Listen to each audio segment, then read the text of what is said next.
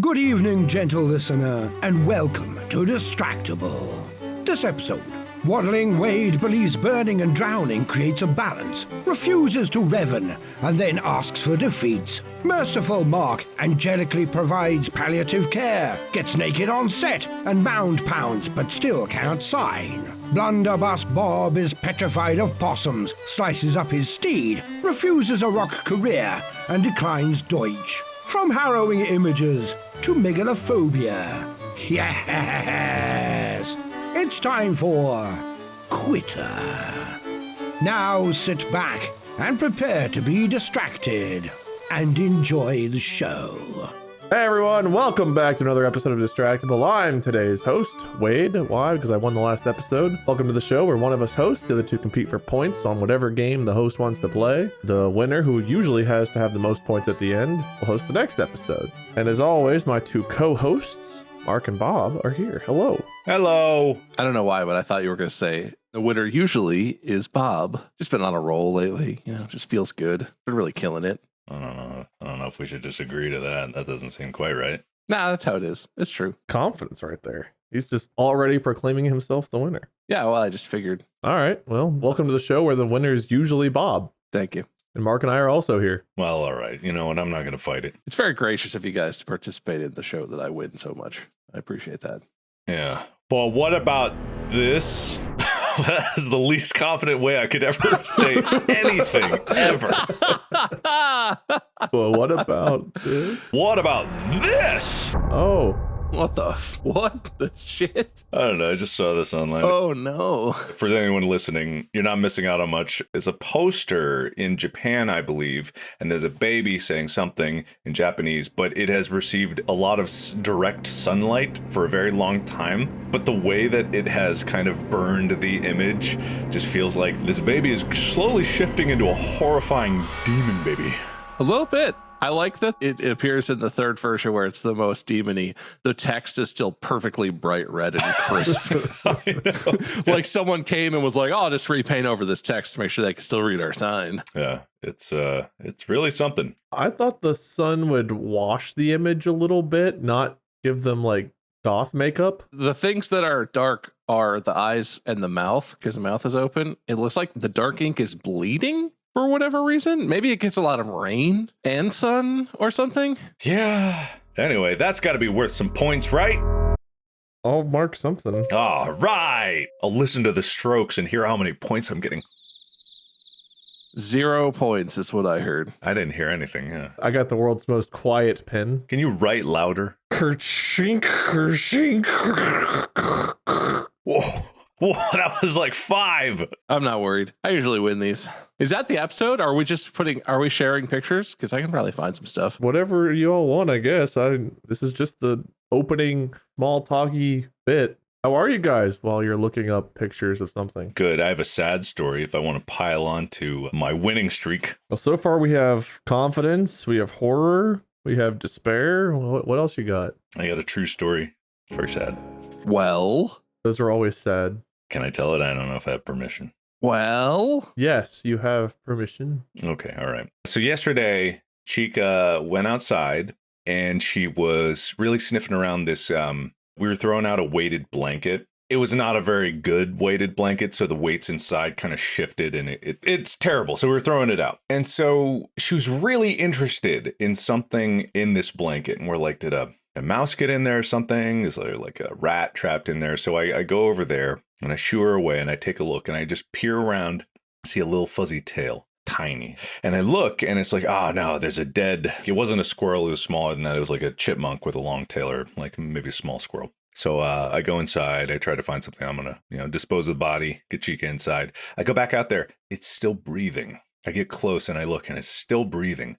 I sit there and I look at it for a very long time and it just like, it's barely moving, but I can see that it's breathing. And I was almost like, oh man, should I put it out of its misery? And it gave out this tiny little like squeak, like the tiniest littlest ittiest bitty squeak. And I went, holy shit. So I get it up off the ground. I don't know if it's like sick or something or anything like that. So I'm trying to be careful. I pick it up with like a piece of cardboard. I put it in a thing with like some blankets being like, maybe it's maybe it's cold. Maybe like, because it wasn't too hot last night, but it was colder. It was on the ground. And maybe it got like stuck under the weighted blanket somehow. Like it was trying to find, a burrow. It fell on top of it. I don't know what happened.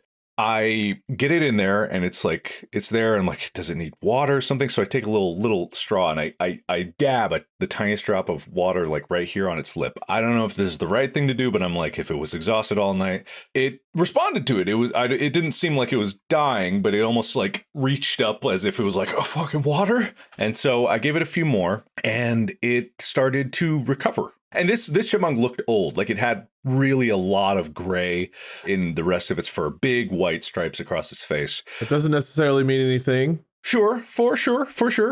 But for like an outdoor animal, it did look like it was probably aged a bit. So I kept giving it water. I wrapped it up in a little blanket and tried to like keep it warm. And it started to like recover more and more to the point where it saw me and went, whoa, what the fuck? And so I left it alone for a bit. I put it outside of a window where I could see it. And I just kept watching it and I gave it some more water. I eventually gave it a little dish and tried to put some seeds out there. I brought it inside because there were some gardeners coming and they were going to, leaf blowers and all that. I didn't want that to bother it. And so it was inside and it actually got to the point where it was like, it looked like it was trying to like get comfortable in the blankets. Like it was uncomfortable. So I was like, oh, it's okay. I tried to leave it alone as much as I can. And I stepped away for 5 minutes and I came back and in that time, like just in that time, it had passed away. Like I missed it by that much. Oh. And I was really, really broken up about it because, and not that I didn't expect it. It was just like, man, it was probably on its last leg anyway, old and exhausted. It was super weird because it recovered enough to the point where it freaked out at first at me. And then I was like trying to like take care of it a little more. I wasn't giving it any more water at that point. I was like, if it wants water, there's a dish. It can kind of crawl around a little bit. But yeah, it just like, I stepped away and I came back and it was, just at some point there. I didn't know chipmunk CPR, so I didn't try that or anything. But I just had hoped that it was comfortable. It was just a weird little moment to connect with nature a little bit. So yeah, it's weird how quickly I went from like, oh no, a dead animal to like, holy shit. I guess I'll try, But who knows what you can do. Yeah, I had pet mice for a while. I think I told the story about the female mouse. I watched her pass away, and it was something similar where she got to a point where I was watching, she could barely move and she was like making this little like whine noise and then she just kind of like collapsed. It was very sad. I mean, what can you do? You tried, which is nice, but ultimately. At least it wasn't on the cold, hard ground trapped under a weighted blanket, Or being eaten by a dog, yeah. I mean, Chica was like excitedly looking at it, sniffing close. I don't think that she did anything to it because it didn't seem like it had, it didn't seem like it had a broken bone or anything like that. It just seemed like it had been fighting a weighted blanket and got exhausted. So I feel partially responsible to like dumping the weighted blanket there, to not doing something. But I guess, all I said, after I did a little burial, Amy got some flowers and we actually buried it outside and put some flowers over it. And I was just like, I hope you were at least comfortable. I'm sure you did a great many chipmunk things, and dust to dust, earth to earth, plap, threw some dirt on it. Gave it the weighted blanket. Yeah, I figured it like that. Buried it in the weighted blanket that killed it. It's like the hamster I buried in the shoebox that killed it. It was just a very sweet moment. It took like 6 hours out of my morning, but I don't know. It seemed worth it. That's nice. I'll give you a made chipmunk comfortable point. Oh, thanks. I think it was a chipmunk. It might have just been like a very small. Well, did he look like Alvin or? Yeah, except, it had a long. Oh, yeah, no, a Townsend's chipmunk. That's exactly what it was. Did you tell Townsend what happened? Maybe. You killed Townsend's chipmunk? I might have, guys. Oh yeah, maybe actually, it might have not been old. I see the picture of these specific chipmunks, which is what it looked like. It does have big white stripes, so maybe it wasn't as old. Oh no. Some of these other ones have like not as much white like across their head. This one's whole head also was like all half gray. So who knows? Or maybe not. I don't know. Well, it either was or wasn't a chipmunk, and it was or wasn't old. No, it was chipmunk, for sure. And now it is or isn't dead, so it was buried alive or dead. No, I made sure. I mean, I saw it when it was... No, not like that. Are you dead, little guy? No, I mean, I saw it when it was almost dead at first, and then it recovered, and then literally by the time I came back, it was very clear it had passed. That's fair. So who knows? Maybe it wasn't old at all. Bob, you throw anything away that killed any innocent creatures, like the plastic on 6 packs of cans or anything like that? Oh, I take those rings off of cans and stuff, and I hurl them joyously into the nature just because I know something's going to get stuck in there. You ever see turtles swimming around with the big plastic rings around their one leg in their neck? That was me, baby. Mm-hmm. That whole time Mark was telling that story, I was trying to come up with a joke about like, oh yeah, I found a baby next to my trash can, a human baby. I couldn't.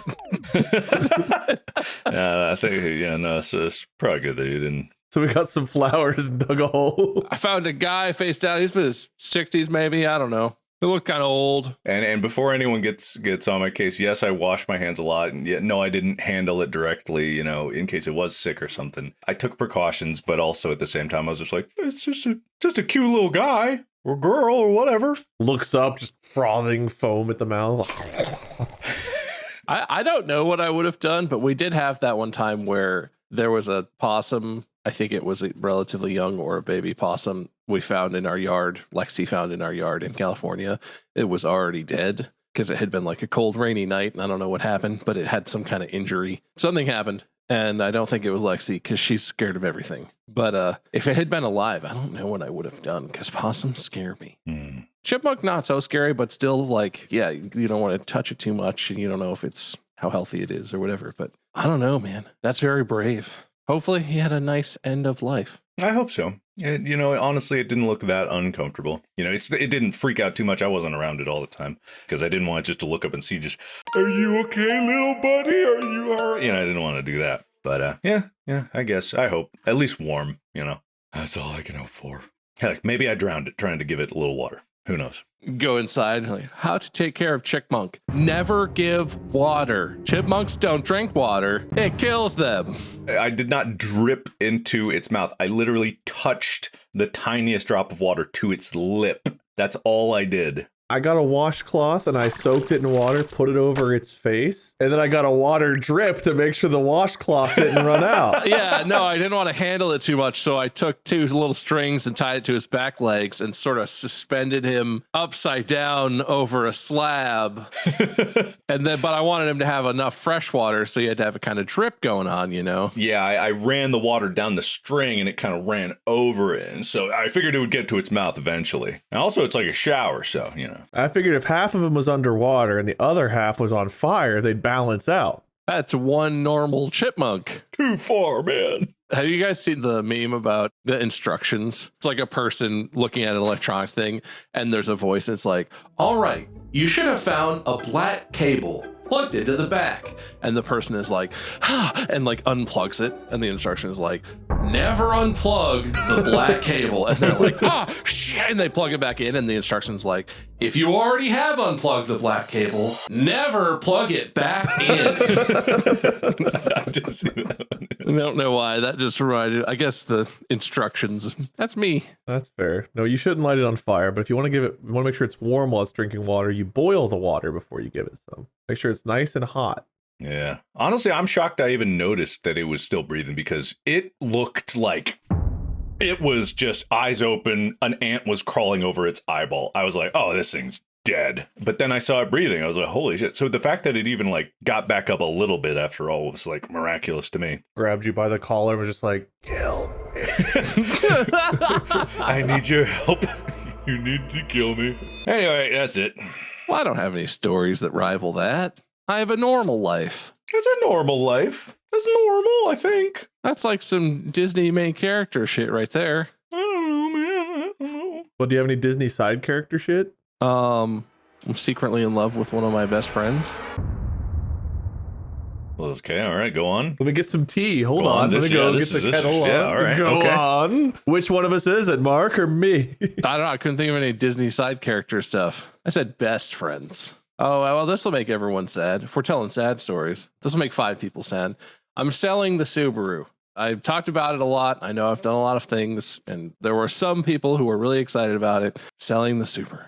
I'm putting it back to stock, which is an unbelievable pain in the ass, and I'm selling it. Sorry, everybody. Say bye to the Subaru. You go bye-bye. You have to get it back to stock? I don't have to, but the thing about modifying cars is some dealerships won't touch a modified car, even if it's purely aesthetic stuff, because they don't trust you. Well, I have a dealer who will buy it for a decent price, but all the money I spent on all that stuff is worth way more than the price they're giving me for the car, because they're essentially paying me like it's just a stock whatever, and I paid for all these extra little bits. If I take them off and sell them myself, I can recoup more of the cost of it than if I sell all the bits still attached to the car. But that takes effort. Yeah, it's a pain in the ass, because I gotta take all the bumper off, I gotta take some stuff out of the wheel wells. There's just a lot of stuff of like, it's not hard, but it's like, it's one of those things where the bumper especially doesn't go back on very easily. And it's not because it's not designed well. It's just like the nature of a thing that stays on a car when it's going highway speeds and bumps and everything.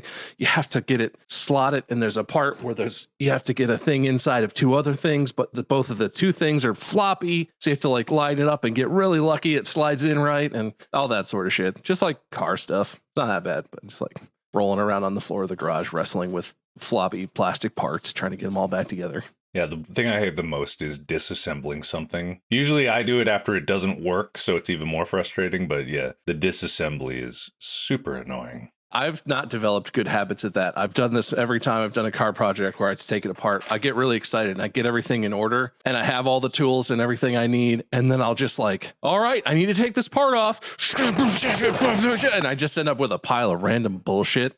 And then when I go to put it back together, I'm like, man, I wish I had taken a picture of that or put things in organized piles, or I'm holding pieces on my car like, does this screw fit? No. Does this plastic piece? Nope. We'll see. We'll get it. Sure, I got a bunch of shit all mixed up in my trim pieces, but it's fine. It looks right. Looks about right. Probably fine. Yeah. In a similar vein, I dug out a PlayStation 2 over the weekend, and we had a friend in town staying with us, and she took the whole thing apart because like I had memory cards in it that were the plastic over the years, I guess, has weakened. It was just like crackling and falling apart in there. It went from working to not working. And she's like, well, I actually restore these just as like a hobby in my free time so I can take a look. So we took apart like an old PlayStation 2 and I watched all the innards of that get removed and put back together. And like a little, I didn't even know they had those little like, what are those little round batteries called? Like you put like a watch battery type stuff, flat disc battery. Yeah, those. So I didn't know those PlayStations had those in there. Lots of electronics have those in them. Coin batteries, I think that's it. Coin battery, yeah.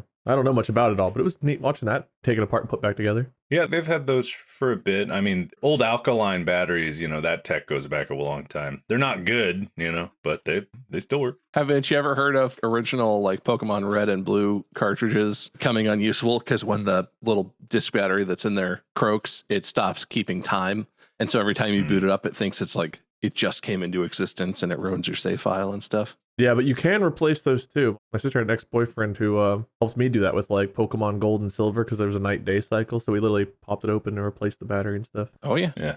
It's easy. We had to kind of like solder it in there or something. So we had to, it wasn't just like a simple pop out, pop in. There was something else, if I remember right. But that's been 20 years ago, probably. I don't like talking about how long ago things were because I'm like, yeah, I mean, I was in high school, so it had to be like 5 years, no, 10. 15. You want to feel really depressed? What year did you start 6th grade? Well, that's easy. That's the year my dad died, 2000. Oh, well, that's easy to remember.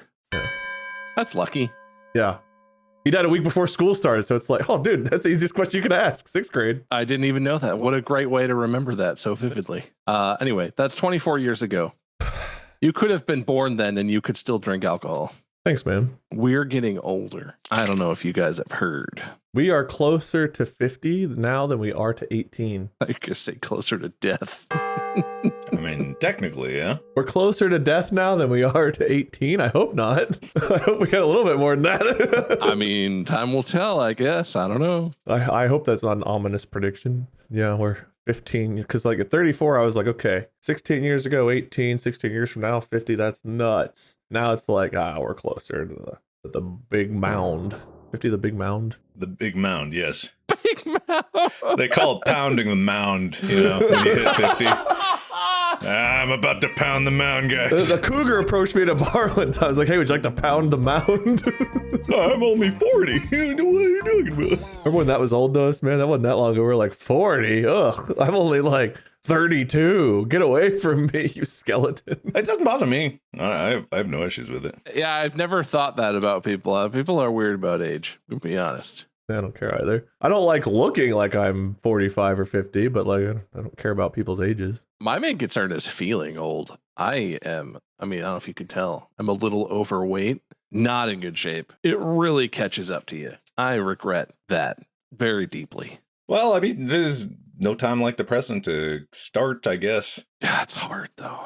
I'll do it tomorrow. Yeah, you're right. It's hard. I'm not doing it either. Yeah, my one day a week I was going to exercise was Tuesday, right when we record this podcast. I was like, I could not possibly fit my schedule. It's the only day of the week I had available. I've got sit on couch on Wednesday, Thursday. Can't beat sit on couch. Sit on couch Wednesday, you know? I stopped worrying, especially about getting older for a while ago, but, stop worrying about what other people think about getting older, because I remember many years ago, I think I was like 27. Many years ago. It was, yeah. It's a while ago, bud. Sorry to tell you. But I was at some YouTube event or something, and I think Tyler was there too, so I might have told the story. But some other YouTuber was like, hey, we're talking, and they were sitting behind us, and it was like, and eventually she asked, like, wait, how old are you guys? And I think it was like, I'm 27 or 28 or whatever it was. And then she just looks at both of us and goes like, you're so old. And I go, huh. All right.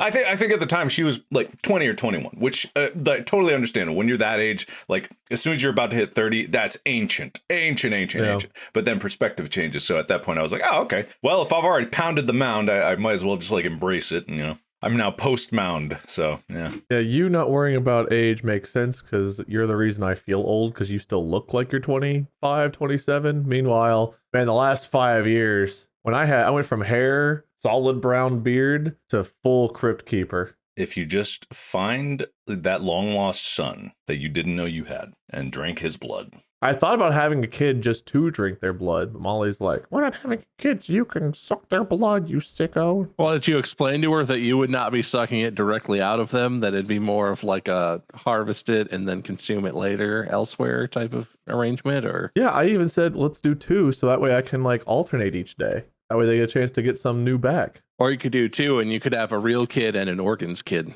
You could have like a beer hat. Yeah, one in each of these and just 2 straws going right into your veins. It's like I go to the football game instead of the hat with the 2 beers. I got the hat with the 2 babies. Yeah. That's why I said beer hat, Oh, I didn't hear the beer hat. That's the main crux of everything he just said. Hey, it's like that thing you said, but I'll say it louder.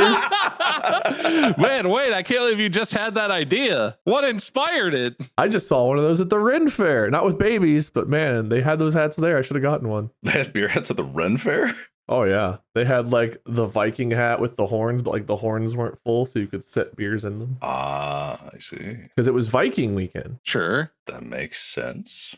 I have nothing else to say about that. All right. Did you dress up? No. Oh. But Molly and our friend did. Well, why didn't you? That's the main reason I've never been to a Ren Fair, is I don't have a costume and I wouldn't want to be the one nerd who's there not dressed up to go to the Ren Fair. Well, there's a lot of people that don't dress up, so you'd be fine. So they had costumes, but I didn't have like a matching one. And I was like, well, I do have like my Darth Revan cosplay. You're a Han Solo jacket? Well, I've got that, but I've got a full like $1,300 Darth Revan cosplay. It was pretty intricate. But the problem with it is the Jedi robe part hangs low enough where I was like, that's going to drag the ground and get all messy. The mask has like this one slit that like the Revan mask has that you can barely see out of. And it's very fucking hot and solid black. It was 82 degrees and like 100% humidity. So I was like, wearing all black that's going to get all dirty, not being able to see while melting inside this thing. Sounds fucking terrible. People that do that kind of stuff, props. So there was a guy in like full metal armor walking around that's like, or at least it looked metal. Like it was very well done if it wasn't, because it looked very real. I mean, I'm sure it was. Probably easier to just make a metal one than fake that. That dude, props, because he had to have been dying, because we were wearing like, I was wearing shorts and a t-shirt and I was like, it is so fucking hot today. People that were cosplaying, like, props to you. Couldn't do it. I wanted to be comfy. I got used to heat being in that warehouse, and I think people misunderstood when I said like, "Oh man, it was it's so hot in Texas this time. It's only 95. We can get up to 100 something." Did you miss the part where I was in an unair conditioned warehouse with metal walls and the sun beating down on it? I can't tell you how much of that filming process I was naked. Like I really hope there isn't like an errant reflection somewhere in a pickup shot I was making. When the movie comes out, everybody look at every reflective surface. Editors, could you put some clothes on me for this scene? God. God. I did get used to it after a while. That is the strange thing. I got okay with it. I was still sweating like hell, but it was just like I weirdly didn't get bothered by it, which I never thought would happen. Do that in the Wug suit and then let's talk. I don't know if I could do that. We tried to keep it cool. It was a desperate attempt. That's true. The first day, that was wild how fast that escalated temperature-wise. Dude, that pirate costume from Heist. Oh, man, that was death. And Pam, I wonder what she would say about her costume, reflecting back. Hey, I had to go outside to get craft services. And it was hot out, guys. I stripped down a t-shirt and shorts to go out there. It was still hot. I know what it's like. He's lying. Craft services on Space was inside in an air-conditioned room. No, the lunch thing that was outside. Oh, the lunch where you step outside to go get it and then come back inside? There was a line. We all aren't king of the production and have our lunch brought to us indoors, okay? I had to go pick my own. We ate outside one day, and one of the guys work, I forget which guy it was sitting and eating, but I'm pretty sure his foot was on like a red ant hill. The fire ants were chewing on his ankle. You remember that? No, what? I remember you telling me that story. I didn't see that happen. Mark, I thought, remembered that because we were sitting outside chatting, and one of the guys that was working was like started shaking his leg, and then like he looked down, he had a bunch of fire ants all over his foot. I don't remember that at all. He was like, I think I'm done eating. And then we all were kind of like, yeah, us too. We are back inside. No, it's all blur to me. We've all lived through heat, guys. So, okay. After that show, I discovered they make this thing called cold shirt or something like that with like water cooling through it, where Pam could have been super comfortable the entire time. So could you during your warehouse. Instead, you're like Jim Carrey and the Rhinoceros trying to make your movie. I thought about that more than once in the middle of it. I really did. The door to the warehouse doesn't open, so you crawl out a tiny hole. People look over, there's a naked man falling out of a warehouse holding a camera. Well, that actually is funny because the door didn't close properly, but Phil had giant magnets, right? So big, powerful neodymium magnets. And there were 3 of them that kept the door closed. When they're in place, that door is really hard to open because it's a full metal door. So if I was like heat exhausted, like, and I tried to open it, I don't think I could have opened it. I might have died. Oh yeah, I'm hosting an episode. I thought we were just chatting. I kind of forgot. Everyone got so many points, and we definitely have tons of time for everything I've got. Oh, hey everyone. Welcome back to Wade, Mark, and Bob Just Talk for a while. Did we just have a commercial break? I hope so. Otherwise, that was real confusing. Was it? Because I totally was just chatting with y'all, and I kind of forgot I was supposed to be the host today. It's whatever. That's what we do here, kind of. Usually the host has something, but... Any other final comments before I definitely properly segue into a topic? Pee pee poo poo. Great. Today, we're going to talk about some things we... Very philosophical. What? It's very philosophical. Wade will love that. Pee-pee poo-poo can be. Like what? Never mind. Listen, not all pee-pees are poo-poos, but all poo-poos are pee-pees. I'll leave that to Reddit to discuss. Let's talk about the things that we didn't do in life. Like opportunities we maybe didn't take. For example, I took my law school admission test, did pretty well, never applied to law school. Different sports, different activities, just things that we were on a path for or were doing in life that we kind of walked away from. Don't necessarily have to regret it or anything. It's just one of those things where it's kind of like contemplating the what ifs that we never contemplate. Didn't we do this? We've done like a what if episode, but this is more. His last one was try new things, and it was like things that you tried that you liked, you were surprised you liked or whatever. It's kind of like the inverse of that. But I thought in that episode, didn't we do the inverse of that? Things you liked, the things you tried, you liked, things you tried, you didn't like. This is just things you were doing in life. Whether you liked it or not, you were doing it. In second grade, my mom put me into basketball. I was playing basketball for a while. I ultimately ended up liking it, which was cool. I was in a bowling league at one point. Didn't really care to continue that, but... Bowling league? Yeah, in like first grade, there was like a bowling league. And like my cousin and I were in like this bowling league where we were just going bowl. We were young, so they had like the gutter guards and stuff up, but we would just go and bowl, and it was cool, I guess, but never really stuck with it. This is more so just things that we used to do that we don't do now. So you're looking for stuff that we failed at or gave up on? Or just moved on from, like, not even necessarily like intentionally, it's just something like you used to do. Failed at, got it. Yeah, got it. Okay. I get the assignment. I kind of did this, but I really quit right before I really lived the life. It feels weird that I was almost a musician because that feels like an entire other life now. I was in college. I was studying music. I was in a band. We were almost on America's Got Talent. This close. We got called by one of their producers, and then we just didn't make it because they had two bands and they picked the other band for the episode we were going to be on. But we won Cincinnati Area Music Awards. I played live on stage with Foxy Shazam. Lead singer is Eric Nally. Foxy Shazam. The guy who sang the vocal track for Macklemore's Downtown. The guy who goes, Downtown. He's got like a really, really high voice. Eric Nally. He's from Cincy, I think.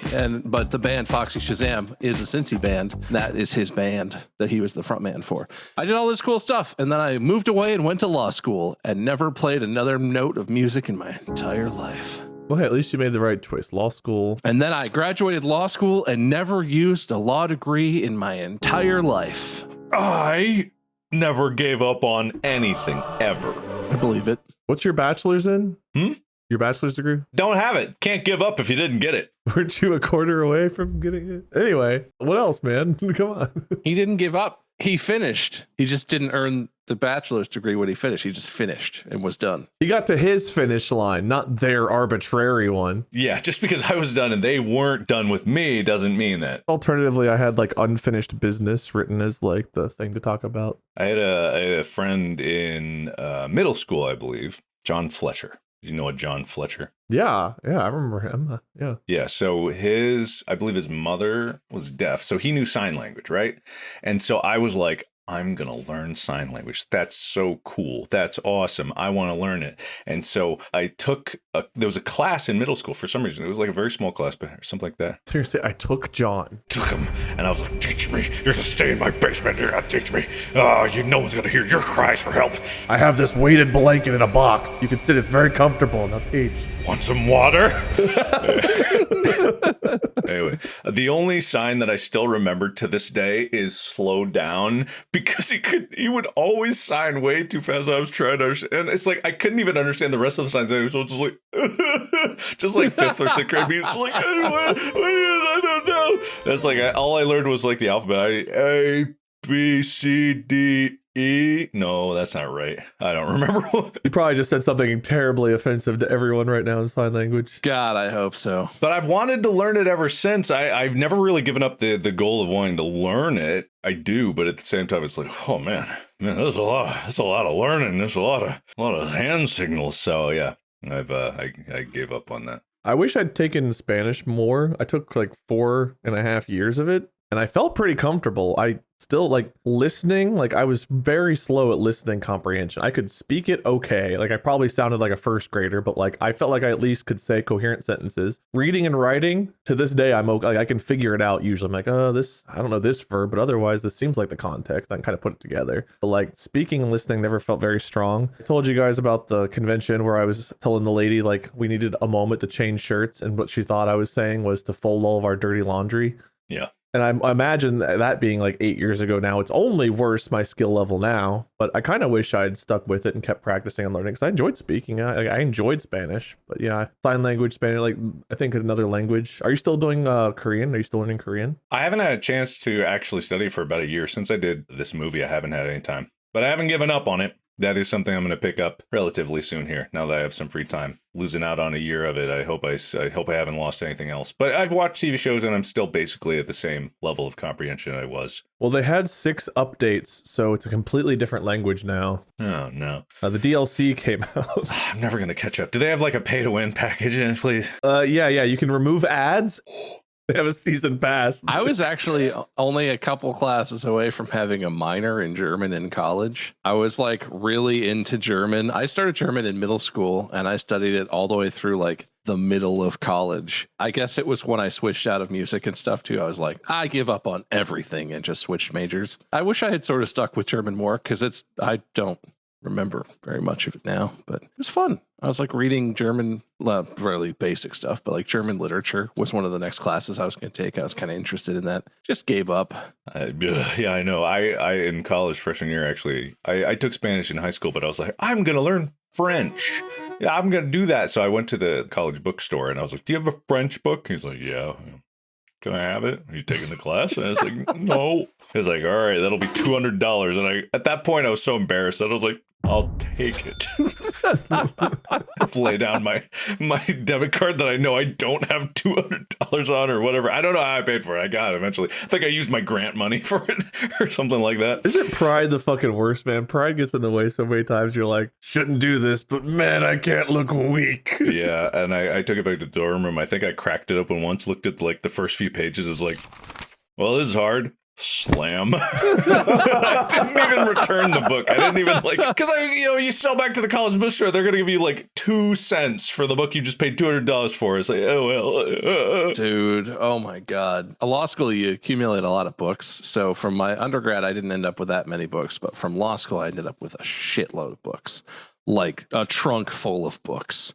I sold them when I was done by the pound. They didn't give a shit. I was basically selling them paper. They didn't care. I sold thousands of dollars worth of law books for like $100 or something because it was a heavy amount of paper.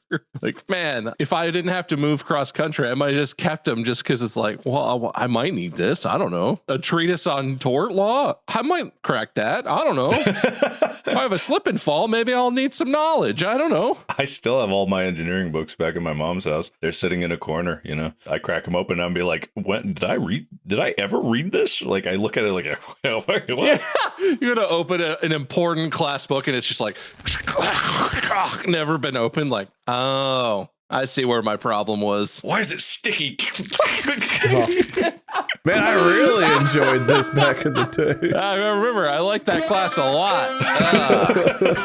Makes a lot of sense. Actually, there was a time I opened the book. Most of the time, it's like, when I read this? But one time I turned a page and I saw a diagram, like an engineering diagram of like weights and like pulleys and levers and trying to figure out forces at angles. And I look at it and I have this like deja vu, and I think on it a while and I realize this is what that class was talking about. Oh, if I'd have seen this diagram, it would have made so much fucking sense. Because I never really went home and did the assignments. I just cram studied for tests, and that's how I got through college. And God, if I'd actually tried. Did you ever have one of those used books where the person before you like wrote notes and stuff in them? I had a person who clearly was trying, but like their notes were things like, dude, ... Guy really likes to hear himself talk. I don't even know what they were trying to say here with a circle and a line. And it's like they were talking to me in the future. Like at the time they were like, someone else, I'm going to help him out here. Dude, ... Notes never really made sense to me because I always would look at the book and be like, if I can't understand what the book's explaining in a few paragraphs, how am I going to translate it into a couple sentences that I do understand? I was always trying to take notes, but I would just write down what the professor said. But when I did that, I wouldn't actually hear what he said. So I'd write it down, and I'd never read my notes. So just like I was just a stenographer, just like, yes, this is a transcription of this class. Someday this will help somebody. Law school is so funny. I swear, no one has learned anything new in law school for like a couple decades, because the way it works is for a class, like for a semester's class, you would make like an outline at the end where it's like, this is what's going to be on the test. This is an outline. These are all the cases we covered. Here's like the question. Here's the holding of the case. Here's the important details, whatever. And so the outline is like what you study for the exam. And I did make some outlines, but I learned after the first semester that if you just buy your books from the people who are a year ahead of you, as long as you buy it from the person who took that class you're taking from the same professor that you're taking, they come with everything. Like you just be like, hey, can I buy that book for his crim law class off you? And also, do you have an outline for it? Did you? And they didn't make the outline. They got the outline handed down to them from the class above them. 6 generations outline. Yeah, I had books where like every page was fully annotated. They might as well have just like crossed all this out. Like, you don't need to know this. Here's the one sentence on this page. This is very important. And then an outline that it basically said the same thing. But like law school is so funny because everyone is obsessed with that shit. And there's like websites you can go and you're like, I need an outline for crim law for North Carolina. And there are websites where it's like, oh, for $8, give you a full outline of North Carolina crim law 1. So get you through your exam. But paying for it's stupid, because if you just buy books from people, they're so happy you bought their book for more than $2 that they'll just happily share whatever they have with you anyway. But it's a weird ecosystem. You get like the back of the book notes, but it's literally exact because professors rarely change their curriculum. And it's just like you get a list of all the answers. You can go to class without having read the thing and sit there with your outline from the other person. And the professor is like, and who can tell me this? And you're just like, oh, I'll just read. I'll read the answer. I've got it right here, sir. The steward got that wrong the same way last year. It's so weird. Why does everyone think that's the holding in this case? Are you all reading the same outline? Did you ever have those professors that insisted you buy their book? Oh, yeah. I always loved that. It's like, man, I'm paying a tuition so you get paid, and then I'll buy your book on top of it. There's a guy in CCM, the Conservatory of Music at UC, who he wrote a very popular music theory book, but it's not like the only one anyone uses. But you had to buy his book because he was the professor of music theory, and it was a whole... Yeah, I took a philosophy of mind and body, and I'm not going to lie, it was the one philosophy class that was like over my head, and I just could not quite figure out what the hell was going on. But the professor had us buy his book, and so in our final paper, we didn't have a final exam, we had a final paper. The final paper, I was like, I have no idea what the hell I'm supposed to be writing, so I'm just going to flip through here, find some quotes that he said that sound like they're close to the topic, and I'll reference him. And you love that? Yeah. Half of my paper was quotes from him with annotations or whatever. So like I had to write like 3 pages. About 2 of the 3 pages were his words and quotes. I got an A on the paper, like a 98 out of 100. And I couldn't tell you a single fucking thing that I said or what point was made. Like if I reread the paper out loud, I'd be like, what the fuck did I just say to you? But I got an A because that guy, he loved him. He loved him some him. Education. Mock trial. I started to do mock trial. So in high school, I did something forum on law. I went to like Boston for some law thing. I went to Washington, D.C. for some law thing. Didn't you go to the Secret Boys Club? Didn't we talk about that? Buckeye Boys State in Ohio. So Buckeye Boys State, some forum on law in Washington, D.C. and another one in Boston. And I really fucking loved it. So in college, I was like, dude, I actually know people that are doing mock trial here. I'm going to go to do mock trial and I'm going to love it because I've already loved it. I went to the first meeting and they were talking about like just how it goes, the workload, this and that. I never went back to another meeting. I never did it. Did you get scared off or did you just forget it existed? No, I just was like the next time it came up, I was like tired. I had like a paper or something I was working on. I was like, well, I can't make this meeting. I'm going to get some work done. And that was like predated my modern day. Like I'm going to play this video game to completion. And then one day I don't play it and I never go back to it. It was just like a hint of what was to come for my future of the man who, if he takes a day off, will never go back to that task. Never followed through on it. And I really, really loved mock trial up until that point. Nerd. Can we pile on him now? Is that okay? Yeah, pile on. Yeah, nerd. Yeah, go pound them out, nerd. Wait, what are you writing? I'm going to give you both nerd points. How about you like writing briefs? Just don't mind the tears on the nerd point. No one's going to see that but you, nerd.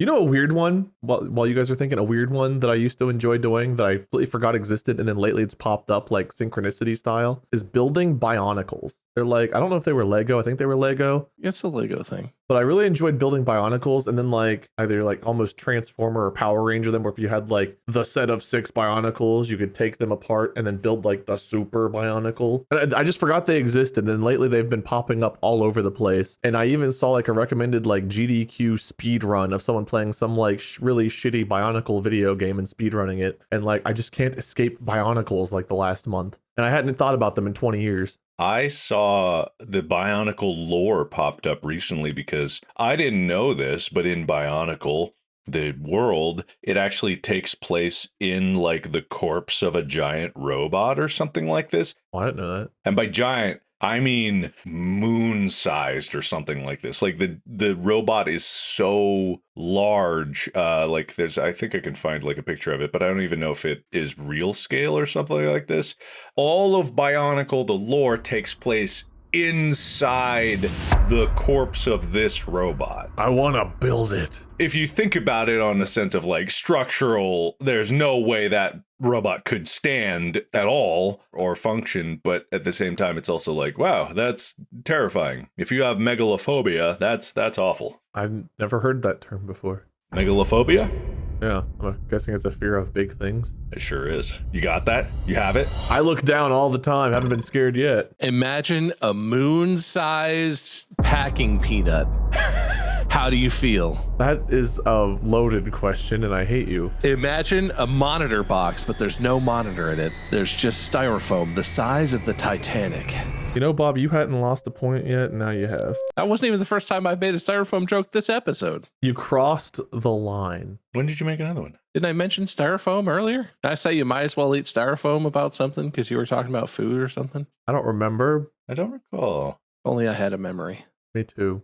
Love Bionicle reference, though. Bionicle reference, good. Dude, we're allowed to do that. I was shopping for a birthday present for a 5-year-old recently because we're going to a birthday party. And I was looking for Lego dinosaurs. So I was in like the Lego aisle by some of the more grown-up kits as well. There was like a Formula One car. Like there was like Martin Senna's Formula One car, whatever his livery is, and some stuff. And I was supposed to be looking for dinosaurs. And I came across those and I was like, oh, that would look really cool in my office.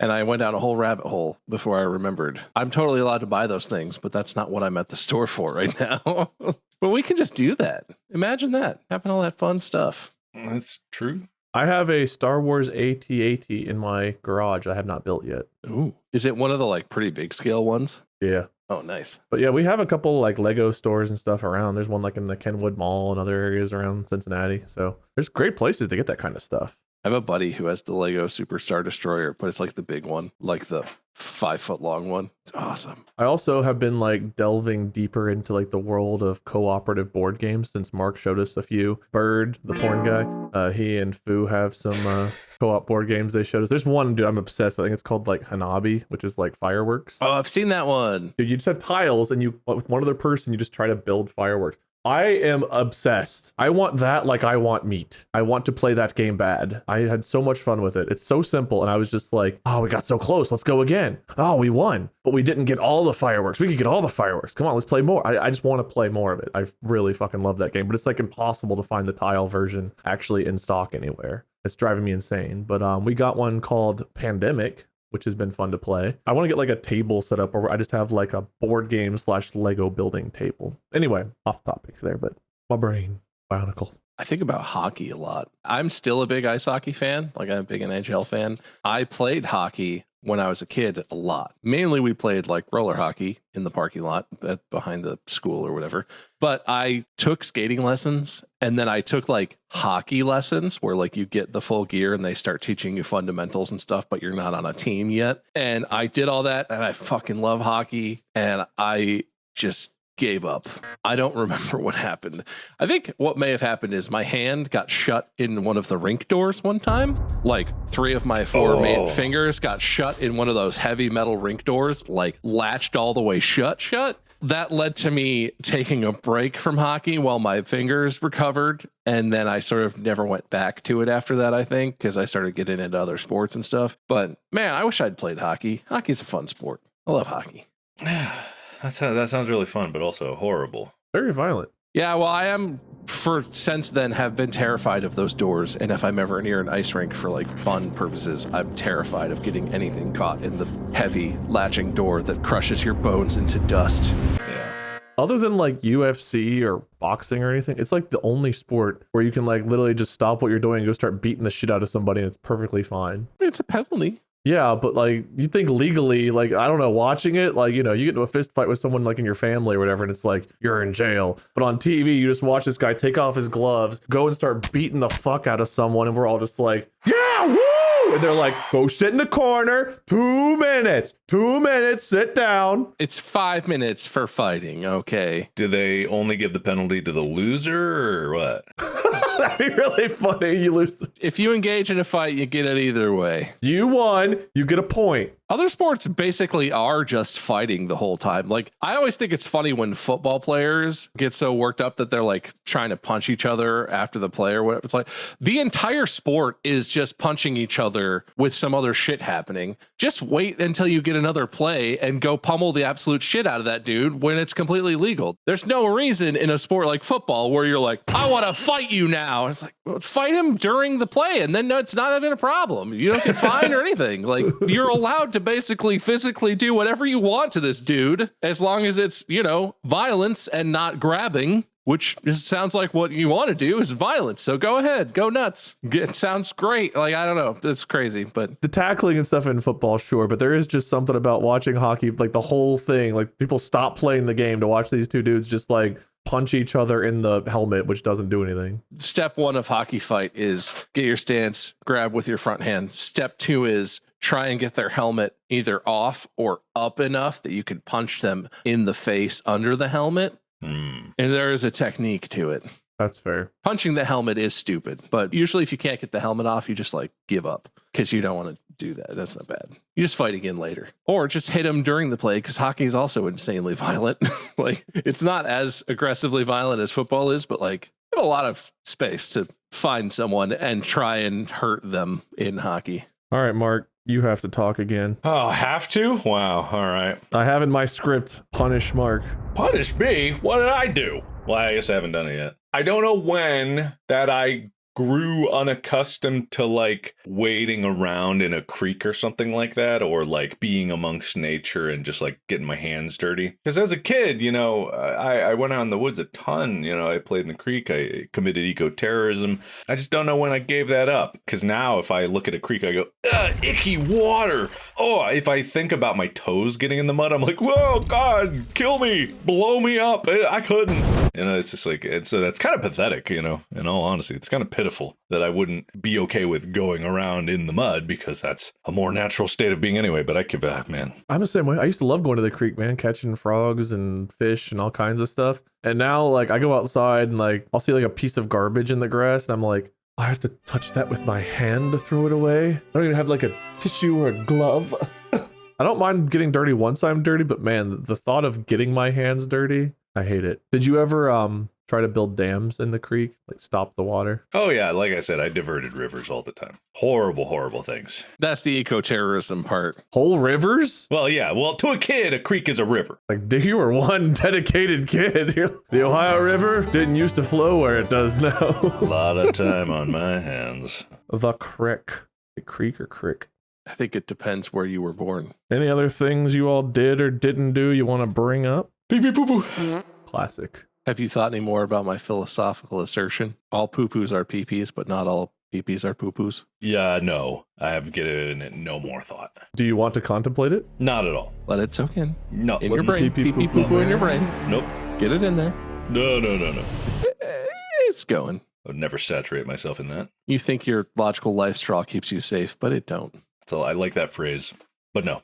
Random question. Other than, you did wrestling, right, Mark? Did you do any other sports? I did track and field. I wish I had kept up with the running events and not so much the throwing, because even though the throwing was kind of fun, it was like, it didn't feel very ambitious. So in all honesty, I was like, man, I probably should try more, but I didn't. That's fair. Because you were good. We played football just like for fun, and you were pretty good at like catching, running, everything else. So, like, yeah, I mean, I was athletic. I was fast when I needed to be. I didn't like working hard, so I didn't. Bob, I know you played football and you were in band, and you just said you did hockey, so I think you did some stuff. Football, wrestling, track and field, baseball, soccer. Oh, damn, you did it all. Did lots of things. I was very medium at all of them. I was okay at football, but I also didn't like getting brain injuries, so I sort of moved past that. This guy likes his brain. What a fool. Well, let me tabulate the points here. Good episode, everyone. No. Okay, shitty episode. I'm so sorry, viewers. I mean, yes. No, it's not like that. I will aim to do better in the future. Probably won't, but, just for that, let's read Mark's points first, I guess. Oh, come on, man. Mark. Come on, man. I feel like, just because I didn't have too many things I gave up on, just because I'm such a winner. I'll read Bob's points first. Bob, you got points for cable instructions unclear, confidence. I said best friends, bye-bye car, band, nerd, German, hockey, punch legally, and you lost a point for packing peanut, giving you 8 points. I just want to be clear, it was a moon-sized packing peanut. We were testing your megalophobia. All right, Mark, you got points for made chipmunk comfy, scary baby, burial ceremony, sign language, back to Korean, nerd, bionicle, the creek, giving you also 8 points. However, you lost the point for making us sad, leaving you at 7 points, which is one less than Bob's 8. Oh, come on. Hey, you're the one who made us sad. But it was such a captivating adventure. It was. It really was the best story of the entire episode, but also it made us sad. Ugh. If it makes you feel any better, Bob would have won by 2 points if he hadn't mentioned the packing peanut. Does that make you feel better? Not really.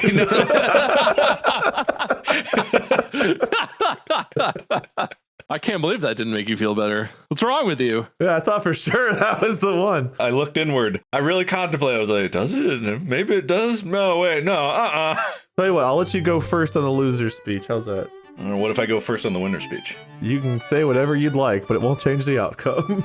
All right, fine. Sorry I made everyone sad. Sorry my life full of adventure and mystery where I don't quit that many things because I'm not a quitter, not a loser per se. I didn't quit this episode. This episode quit me. And that's the distinction that keeps my ego intact. Well said, though I think you've tried and stopped more things than the rest of us combined. Bob, winner speech. I don't know why you squealed like that. I was playing the long game when I decided to never follow through on anything in my life. I knew that would come back to help me succeed, just like giving up on all my dreams has helped me succeed at things. And there's a lesson to take away from this episode. It's that make sure that you never finish stuff, because then you'll never have any interesting stories to talk about, because then you'll just be a winner like Mark, who sucks and is boring and doesn't save chipmunks. Well said. Way to end on a happy note. That's crazy. If I'd given points during and after the winners and losers speeches, the win might have been reversed from those. Does that make you feel better, Mark? No. Let me think about it. No. Well, that's the episode. Hopefully y'all enjoyed our ramblings of some old men. Stay tuned for the next one where Bob will host, and who knows what will happen. If you haven't already, go follow us. Mark at Markiplier, Bob at MySkirm, me at Minion777 or Lord Minion777. We have merch at distractiblestore.com. And I guess see you in the next one. Until then, podcast out.